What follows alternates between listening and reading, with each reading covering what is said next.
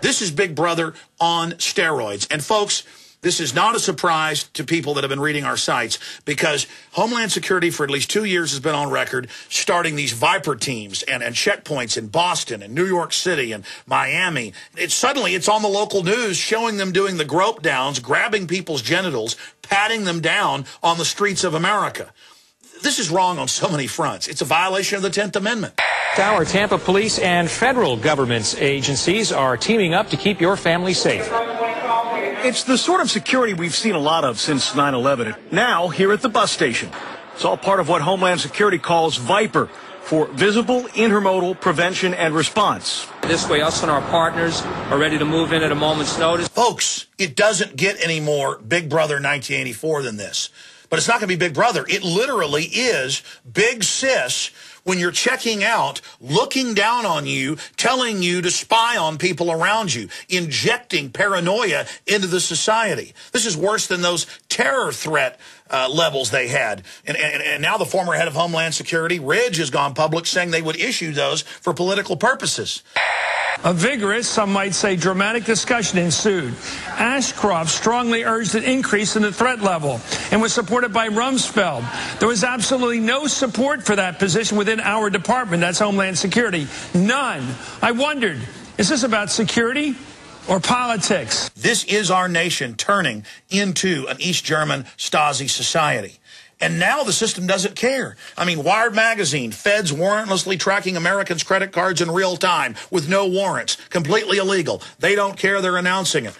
The Wall Street Journal comes out and says, is your video game machine watching you? And goes on to admit that the new Microsoft Kinect system face scans you and has microphones on board and can identify everybody in your home. Our culture has been so conditioned to accept Big Brother that schools in Pennsylvania and other states come right out and say, yeah, the government-issued laptops that we give you, we're watching you at home when you're in bed. Make no mistake, this is the story of America's enslavement. If we will put up with this, we will go along with anything. And notice this is happening as the economy implodes. Law enforcement sent my office the Homeland Security and MIAC reports over a year and a half ago, where the government's internal documents admit 90+% of Homeland Security funding is for gun owners, conservatives, libertarians, returning veterans. The big secret is this Homeland Security system is for the American people. And we had all better come together and defend the Bill of Rights and Constitution, or it's over for our society. Again, it is not my opinion that Homeland Security is already on the streets of America. And now they've purchased hundreds of high-powered X-ray vans driving around looking through our walls and our cars. That's on record in Forbes. They've now purchased dozens of these huge 18-wheeler tractor trailers for football games and music events where Homeland Security is going to make you march through these. I mean, this is total takeover of society. Under the Future Attribute Screening Technologies, or FAST program, the Department of Homeland Security is developing innovative physiological and behavioral screening technologies to streamline the screening process at security checkpoints. The mobility of the FAST demonstration laboratory allows security officials to quickly and efficiently establish security boundaries. Inside the screening mobile module, a suite of real-time, non-invasive sensors measure behavioral and physiological indications of malintent, or the intent or desire to cause harm. We've got to stop conforming to this tyranny. We've got to recognize how dangerous it is to our society. Imagine what's coming next if we go along with this outrage.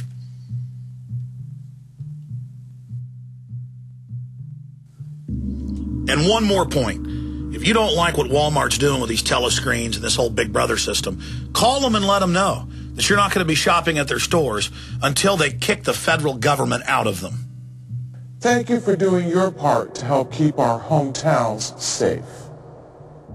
Visit Infowars.com and PrisonPlanet.com. When you're on the sites, you can also tune in 24 hours a day to my daily radio broadcast. There's also a free iPhone app to listen to the syndicated radio show when and where you want.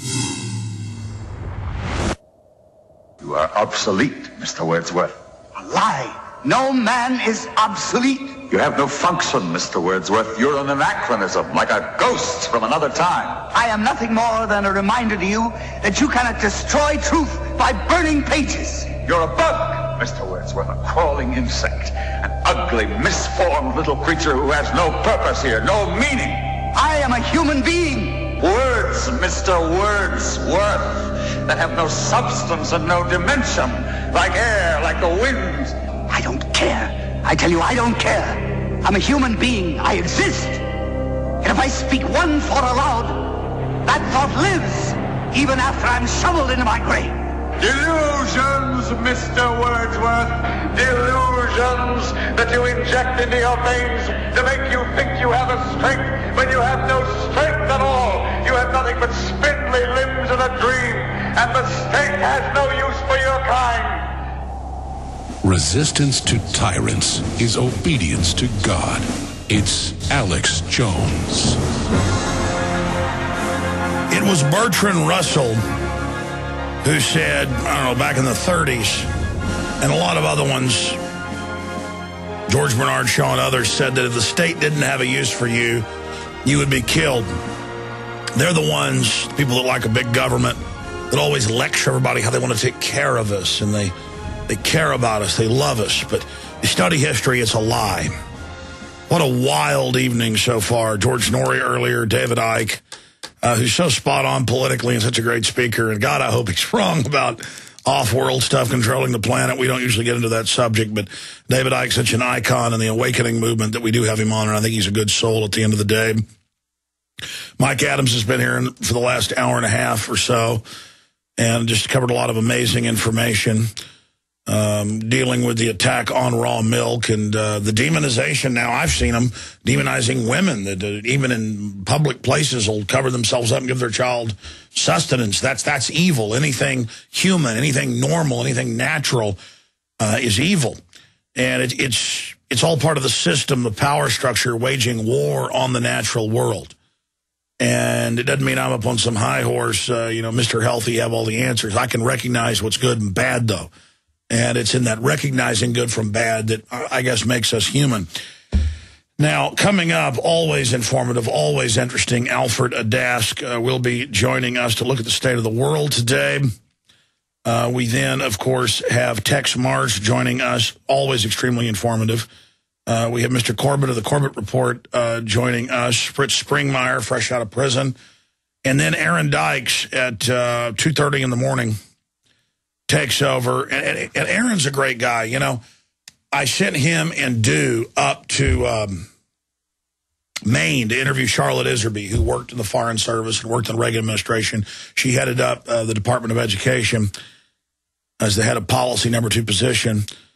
And, of course, Reagan didn't know what was going on. He just was a puppet. I mean, when something's that complex, that busy, I'd probably be president and be a puppet just because you can't, there's so much stuff going on. Unless you tried to get into control of everything and tried to look into everything. The point is that she revealed a lot of stuff to us about Skull and Bones. The problem is, Aaron, we've had this interview for probably almost a year now. And we did part one. Dew did part one the first day of interviews about education. And it was one of the most in-depth she's ever done. I know it's one of her favorite interviews ever. And then we put that on prisonplanet.tv. This one is 8 hours. And Aaron, for off and on for a year, in between all his other duties and films and documentaries and short news pieces and doing the show and updating the websites, gcnlive.com and also infowars.com. About a week ago, I said, yeah, we're going to air that Skull and Bones piece. You're going to have that ready? And the thing is, he doesn't want to just have the dry interview. He wants to back up everything she's saying. He wants to show the documents. They spent hours and hours on top of the 8-hour interview filming all the books no one's ever seen, internal Skull and Bones stuff. They've got the grandfather clocks. They've got the whole thing you get. She's had multiple family members, her dad and others that were Skull and Bones. That's coming up in the early morning hours. Aaron has been up off and on for 2 days, and I told him today, I said, let's just not do this. I said, let's just wait and put it up on the special report section whenever you get it done. But in a way, it's so much stuff. It's like a film. He'll probably never get it done. So at least something's going to air. At least part of it is going to air coming up. I think it's 7 a.m. So we've got that premiering here, and we're really excited about that. I mean, this is some groundbreaking stuff. She's the lady who back in the 80s gave Anthony Sutton the information that blew Skull and Bones wide open. And now the research that she released is really the blueprint for what we know about Skull and Bones, and they now admit it's accurate because her dad, other family members were members of that. So that's coming up. So that's just some of what we've got lined up. Jim Mars tomorrow morning, Alan Watt, Gerald Salente, Richard Reeves hosting an hour in the morning.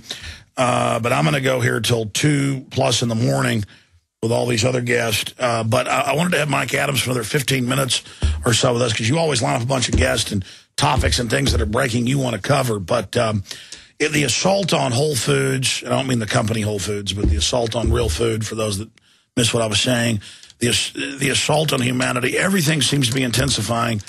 And the new wars, the police state, the censorship of the internet, all of this is happening now. Why do you think this is happening now, Mike Adams?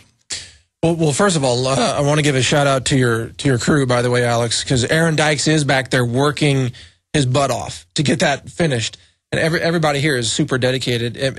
For those who watch your show or who listen and they don't get the chance to see behind the scenes is really, really intense, and people are super dedicated. No one is goofing off around here. When I walk around and talk to people, sometimes they say, I'm busy, I'm working on this film, love to talk to you, but they're so dedicated, so it's incredible. But in terms of, to address your question, Alex, why is this happening now?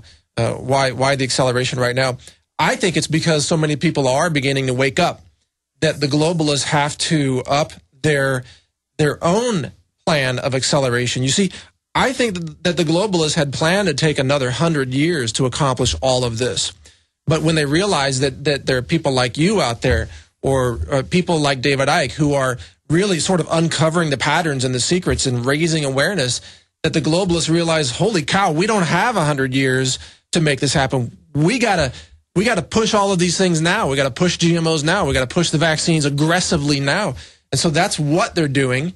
And I think they're trying to accomplish their main goals, one of which is, of course, total depopulation, wiping out a big portion of the population of the planet through infertility or other means.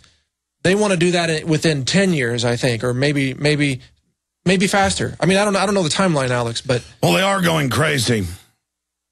Yeah, clearly they are going crazy. And if you look at the pushing of the Gardasil vaccine, it's a classic case of how they are accelerating. Well, they're fleeing forward. Absolutely they are, because they've been caught red-handed.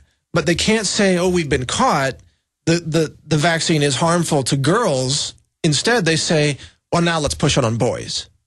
Well, now let's attack Dr. Wakefield. Now let's discredit They actually everyone. spin it. They go, it's boys that give it to the girls. They're bad, so now they get it. Like it's a punishment. You did it, and this will help you. Nah. Yeah, it's pretty sick. Some of what's going on in their heads is pretty sick. And in fact, your interview and David Icke brought this up, where David mentioned that what has been removed from those bloodlines is a sense of human empathy.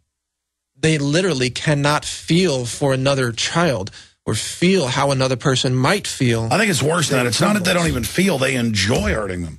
Yeah, in a way, I disagree with David. They actually enjoy it. I mean, I heard that video last week that got censored on YouTube and stuff of the little 3-year-old girl with the whole bottom jaw blown off. I couldn't even listen to your show. That when you went into that, I had to fast forward. That haunts me. Oh, my gosh. That was truly horrifying stuff. But maybe there is an element out there that well, there must be, because you look at what they do with children. I mean, you look at Child Protective Services, and you've covered this, and how some of those children end up, disappearing. Well, they don't just disappear. They're taken somewhere. Oh, it's been confirmed. We have allowed, through national security and all these secretive systems, to allow the worst of elements of society to just do whatever they want. It's really frightening also to look at the way the population allows it to happen.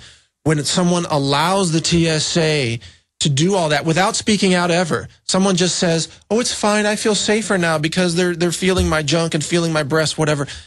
That allowance of it, that mental acceptance of that kind of violation of human boundaries, that is what is the doorway to more tyranny. Well, it says we're all guilty, too.